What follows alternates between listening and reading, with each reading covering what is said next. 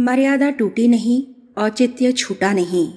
रसोई घर तीसरी मंजिल पर और उसमें भी नल नहीं। पानी नीचे के नल से भरना पड़ता था। माताजी थीं, पुराने विचारों की थीं। बहू होती ही है काम करने के लिए, इस मत को मानने वाली।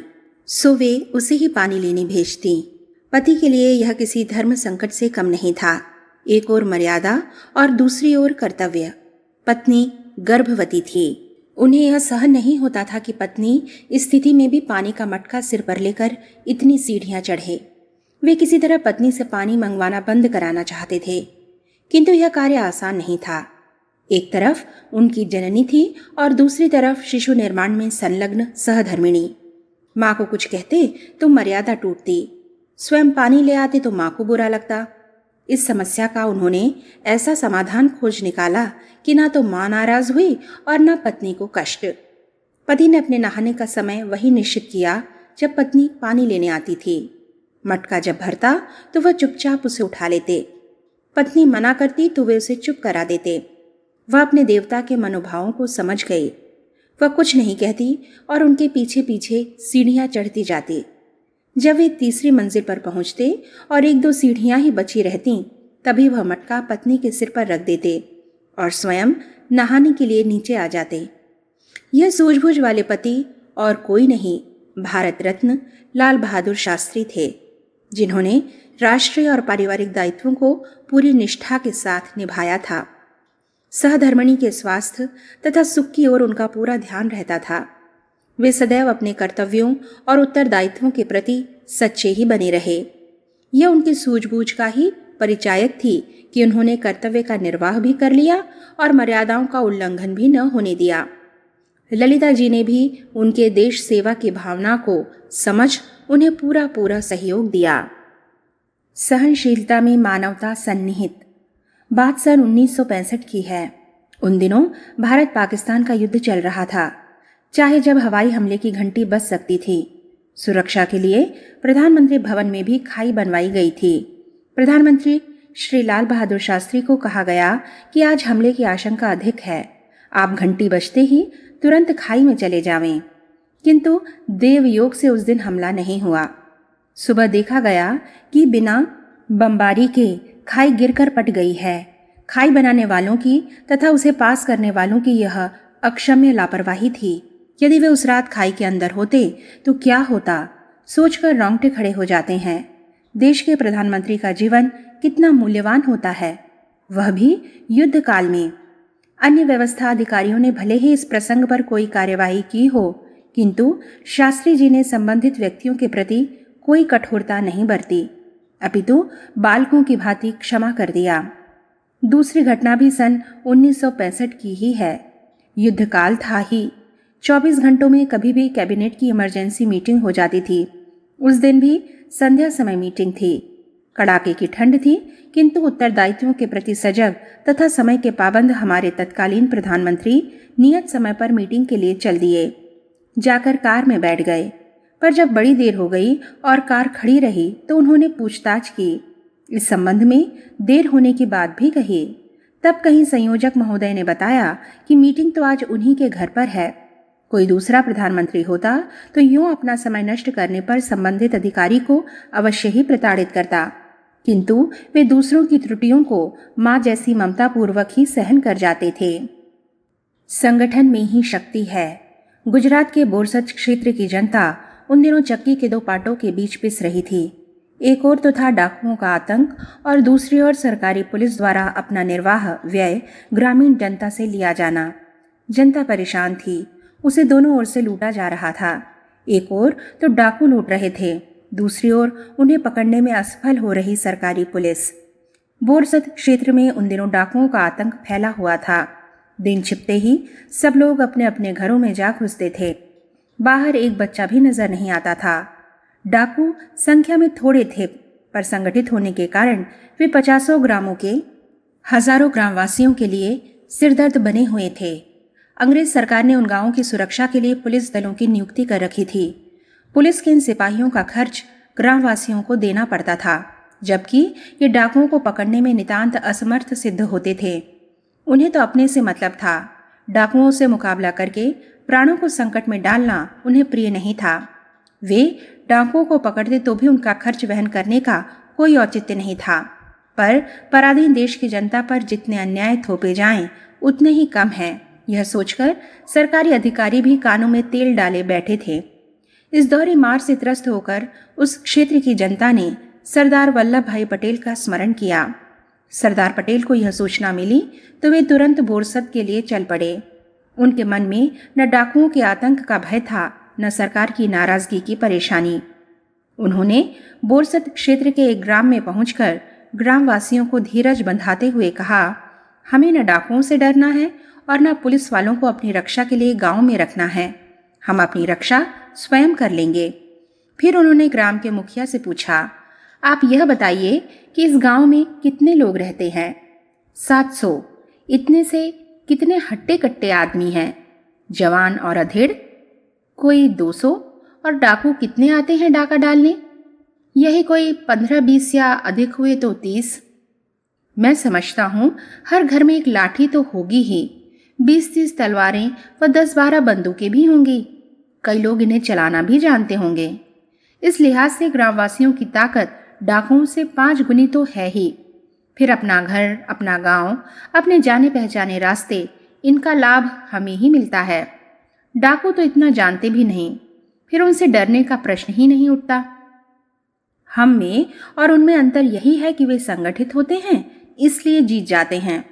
हम लोग असंगठित व असावधान होते हैं, इसलिए हम उनका मुकाबला भी नहीं कर पाते, सरदार पटेल ने समझाया। बात ग्रामवासियों के समझ में आ गई। एक व्यक्ति बोला, आपका कहना बिल्कुल ठीक है। तो देर किस बात की है? गांव में जितने भी स्वस्थ समर्थ पुरुष हैं, वे 30-30 का दल बनाकर बारी बारी से रात में गांव का पहरा लगाएं। पुलिस वालों को खर्च देना बंद कर दें। अन्य लोग भी चौकन्ने होकर सोएं। डाकू आने पर डरें भागे नहीं, संगठित होकर मुकाबला करें। फिर क्या मजाल कि वे इस ओर दोबारा आने का साहस कर सकें।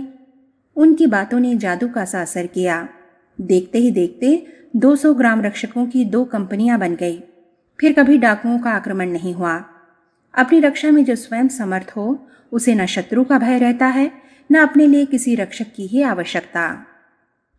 सिद्धांत सर्वोपरि होता है। लाला लाजपत राय की मृत्यु का बदला शहीद भगत सिंह तथा उनके जागृत प्राण मित्रों ने सैंडर्स का वध करके ले लिया था। इसका बदला लेने के बाद वे स्वयं को छिपाने में बड़ी चतुराई के साथ सफल भी हो चुके थे। इसके बावजूद भी भगत सिंह को जिस आत्मसंतोष की चाह थी, वह नहीं मिल रहा था। अपने इस कार्य में उन्हें कोई न कोई गलती महसूस हो रही थी। क्रांतिकारियों का आदर्श किसी की हत्या करना नहीं था। उनका आदर्श तो देश प्रेम की अग्नि को जन जन के हृदय कुंड में प्रज्वलित करना था। उनके इस आदर्श का, उनके इस उद्देश्य का स्पष्ट स्वरूप सैंडर्स वध से जनमानस के सामने प्रस्तुत नहीं हो सका।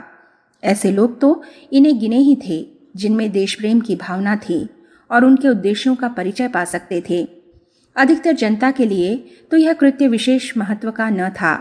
अपने अंतःकरण में झलकने वाले इस असंतोष पर सरदार भगत सिंह ने गहन चिंतन किया तो उन्होंने पाया कि इस प्रकार के कृत्यों द्वारा सामान्य जनता को नहीं जगाया जा सकता। आदर्शों को महत्ता देनी होगी, भले ही उनके लिए हमें कर्मवीर मित्रों को ही क्यों न खोना पड़े। तभी हम अपने आदर्शों के सच्चे स्वरूप को देशबंधुओं के समक्ष रख सकेंगे। अगर यह स्वरूप प्रस्तुत नहीं किया जा सकता तो यह हत्याएं तथा विरोध मात्र अपराध का दृष्टांत बनकर रह जाएगा। जन जागरण, जन चेतना संभव न हो सकेगी। शहीद भगत सिंह ने अपनी भूल को दूसरी बार सुधार लिया। इस बार विस्फोट द्वारा उन्होंने ब्रिटिश सरकार के कान खोल दिए तथा जनता की नींद धमाके से तोड़ी। अपने इस कृत्य की सफलता के लिए उन्होंने अपने उद्देश्यों का परिचय छपी हुई विज्ञप्तियों की वर्षा करके दिया। इनमें यह दिखाया गया था कि बहरों को जगाने के लिए आवाज ही पर्याप्त नहीं, विस्फोट की आवश्यकता होती है। उनका यह संकेत ब्रिटिश सरकार की ओर था। परोक्ष में भारतवासियों को जगाने का उद्देश्य ही प्रमुख रहा था। इस बम विस्फोट से असेंबली में भगदड़ मच गई। पूरा हॉल धुएं से भर गया। अंग्रेजों ने इस प्रकार के विस्फोट की कल्पना स्वप्न में भी नहीं की थी। भगत सिंह चाहते तो इस स्थिति से बचकर भाग सकते थे अपने साथियों को लेकर। इसका प्रबंध तो पूर्व योजनानुसार ही कर रखा था। बाहर भागने के लिए मोटरसाइकिल का प्रबंध था। भगत सिंह भागने के लिए नहीं आए थे। वे अपनी पहली भूल को पुनः दोहराना नहीं चाहते थे। उनके महान उद्देश्य के लिए उनका बलिदान आवश्यक था। इसी के द्वारा वे जन जन में राष्ट्रीय प्रेम भावना उत्पन्न करना चाहते थे। इसके लिए उनका बंदी होना आवश्यक था, ताकि न्यायालय के समक्ष वे अपने मन की भावनाओं को बता सकें, अपने उस उद्देश्य को स्पष्ट कह सकें जिसके लिए उन्होंने हिंसा का औचित्य स्वीकार किया था। भगत सिंह के महान उद्देश्य की पूर्ति के दर्शन जनता में होने लगे थे। इनके बंदी हो जाने के कारण क्रांतिकारियों के प्रति जनमानस में नया आकर्षण और श्रद्धा भाव जागा। जनता इन कानून विरोधी कृत्यों के पीछे जो उद्देश्य, जो आदर्श छिपा था, उसको समझने लगी थी। नव जागरण की एक लहर उठने लगी थी। क्रांतिकारियों का नेतृत्व भगत सिंह ही कर रहे थे। उनका जेल में बंदी हो जाना उनके साथियों को असह्य हुआ। इन क्रांतिकारियों को भयंकर कैदी समझकर लाहौर के किले में रखा गया, जो जेल व गुप्तचर विभाग दोनों का ही मुख्यालय था। इनके अधिकारी अपने कैदियों को भयंकर यंत्रणा देने के लिए कुख्यात थे। जेल के उच्चाधिकारी खान बहादुर अब्दुल अजीज ने इन देशभक्तों को अमानुषिक यंत्रणाएं दी। भगत सिंह तथा उनके मित्र उन्हें हंसते हंसते झेलते रहे। राष्ट्र की स्वतंत्रता जैसे महान आदर्श के सम्मुख शरीर को दी जाने वाली यंत्रणा उनके लिए नगण्य ही सिद्ध हुई। मनुष्य को दुख कष्टों की अनुभूति अपनी भावनाओं से होती है। उन्हें इस यंत्रणा में अद्भुत सुख मिला था। इधर न्यायालय में इनके अभियोग पर विचार हो रहा था। इन्हें मृत्यु दंड से हल्का दंड तो मिलने वाला न था। इनके अन्य क्रांतिकारी मित्र पहले ही भगत सिंह के बंदी होने से क्षुब्ध थे। उन पर होने वाले इन अत्याचारों को सुनकर वे चुप कैसे बैठते। किसी भी तरह उन्हें मुक्त कराने को कृत संकल्प हो चुके थे। उसे पूरा करने के लिए वे तत्परता से तैयारियां करने लगे। तब तक भगत सिंह को लाहौर से बोरस्टाल जेल भेज दिया गया था।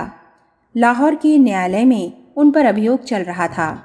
इसके लिए उन्हें सदैव बोरस्टाल जेल से गाड़ी में बैठाकर ले जाया जाता था। इसी मार्ग पर मोटरगाड़ी से उन्हें छुड़ाने की योजना बनाई गई थी। इस योजना के सूत्रधार चंद्रशेखर आजाद थे। संपूर्ण भारत के क्रांतिकारी लाहौर में एकत्रित हो गए। मोटरसाइकिलों तथा मोटर गाड़ियों का प्रबंध किया जा चुका था। मुक्त कराकर उन्हें छिपा कर रखने के लिए गुप्त मकानों का प्रबंध भी हो चुका था। बनाए गए बम, पिस्तौलें तथा हथियार जुटा लिए गए थे। शहीद भगवती चरण इनमें से एक बम का परीक्षण करते हुए ही दिवंगत हो गए थे। यह सब कुछ सरदार भगत सिंह से छिपाना था। वे भी इस योजना में ऊपरी मन से सहमत हो चुके थे। समय, स्थान तथा कार्यक्रम का निर्धारण भी हो चुका था। उसे क्रियान्वित करने हेतु भगत सिंह की स्वीकृति भी ली जा चुकी थी, किंतु उनका लक्ष्य दूसरा ही था। अपने इस लक्ष्य को उन्होंने उसी दिन स्पष्ट किया जिस दिन यह सब होने जा रहा था। 2-4 व्यक्तियों के पीछे इतने लोगों की जान जोखिम में डालना उन्होंने उचित न समझा था। वे इस बात से अनभिज्ञ न थे कि महत्व भगत सिंह को दिया जा रहा है और असल में दिया जाना चाहिए राष्ट्र के स्वतंत्रता आंदोलन को। क्रांतिकारियों को जेल से छुड़ाने के चक्कर में आंदोलन कमजोर हो जाएगा। अतः वे इस योजना को कार्यान्वित नहीं करना चाहते थे। उनकी झूठी सहमति का लक्ष्य यह था कि उस बहाने क्रांतिकारियों की एकता दृढ़ हो जाएगी। वही हुआ जैसा कि भगत सिंह चाहते थे और जिस असहमति की आशा क्रांतिकारियों ने कदापि नहीं की थी।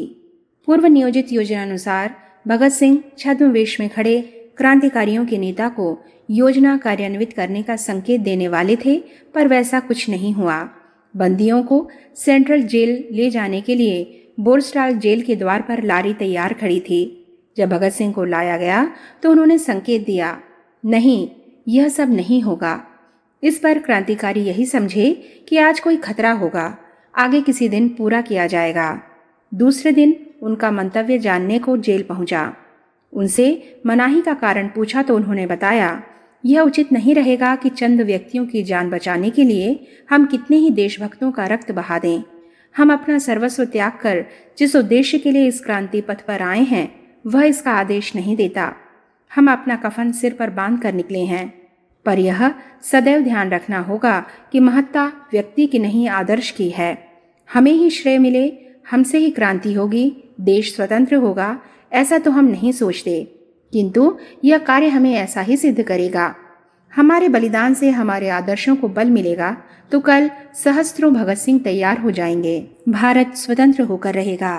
क्रांति दृष्टा भगत सिंह के इन शब्दों में जो सत्य छिपा है उसे समय की परिधि में नहीं बांधा जा सकता, पर आज भी आदर्शों के लिए जीवन समर्पित करने की परंपरा को बनाए रखना आवश्यक है।